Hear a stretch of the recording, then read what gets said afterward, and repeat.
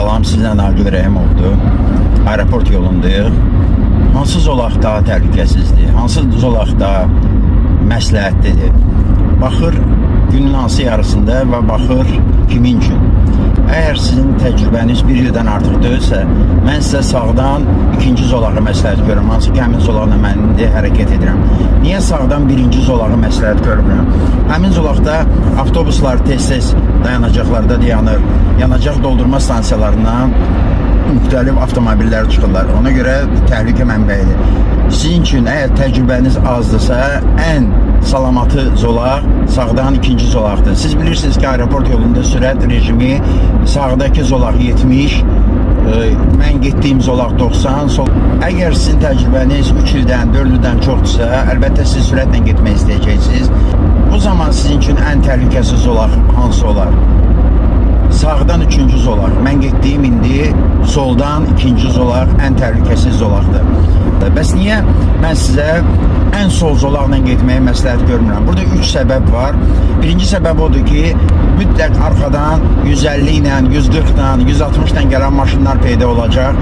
Sizə diskomfort yaradacaq, siqnallar verəcəklər, işıq yandıracaqlar və sizə mane olacaqlar. Siz özünüzü yaxşı hiss eləməyəcəksiniz. Bu birinci səbəb. İkinci səbəb ondan ibarətdir ki, sol zolaqda əgər sağınızda da maşın varsa, siz qaça bilməyəcəksiniz. Mən nəyi nəzərdə tuturam? Tutaq ki, siz, bax, mən getdiyim zolaqla gedirsiniz, sizi soldan hansısa avtomobil sıxdı, sağınız da boşdur. Siz kəskin, bax, belə hərəkət edərək həmin avtomobildən qaça bilərsiniz.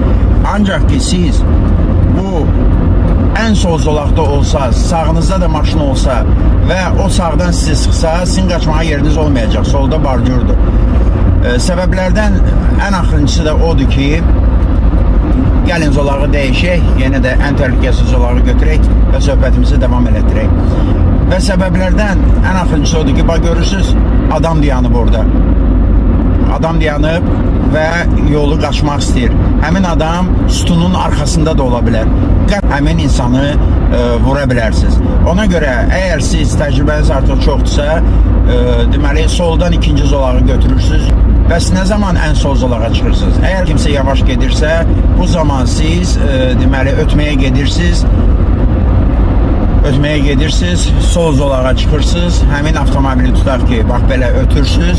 Ondan sonra yenə də məsləhətdir ki, öz soldan ikinci zolağınıza qaydasınız. Bir əlavə də verim. Əgər siz gecə vaxtı avtomobil sürürsünüzsə, mən sizə məsləhət görürəm, istəyir təcrübəniz az olsun, istəyir təcrübəniz bir neçə il olsun. Bax, mən tutduğum kimi sağdan ikinci zolağı tutun. Niyə? Qaranlıq vaxtı, düzdür, bu yol işıqlandırılır, amma bəzən hansısa dirəklərdə işıq yanmır və yaxud işıq zəifdir, o qədər güclü deyil.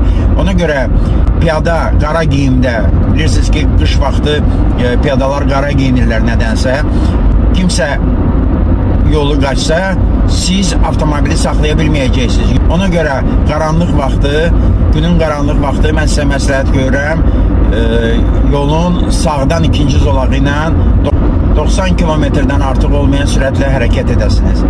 Diqqətinizə görə çox sağ olun.